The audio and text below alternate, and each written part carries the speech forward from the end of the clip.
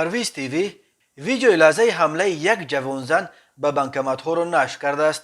در این ویدیو که از ویدیو کامراهای نظارتی دیده می شود که یک زن جوان خشم‌آلود با شست به تالاری که آنجا چند بانکمات گذاشته شده است زده می دروید و با یک پاره سنگ دست کم دو بانکمات را زده می شکند. در جریان حمله این پاره سنگ از دست زن می افتد، ولی او آن را دیگر باره از روی فرش برداشته به شکستن بانکمات ها دوام میدهد و بعد آن که کار بانکمات اول را تمام میکند به بانکمات دوم حمله میآورد. در ثبت دیده می شود که پیش از درآمدن آن زن خشمگین یک جوانزن دیگر به یکی از بانکمات ها تکیه زده با کسی با تلفن صحبت دارد، ولی زن تلفن به دست برابر به آنجا درآمدن آن زن خشم‌آلود سنگ در دست با شتاب از آن تالار فرار میکند. از ثبت برمیآید که این حادثه روز چهارشنبه 18 می سال 2022 ساعت 15:00 دقیقه روی داده است، ولی محل حادثه روشن نیست.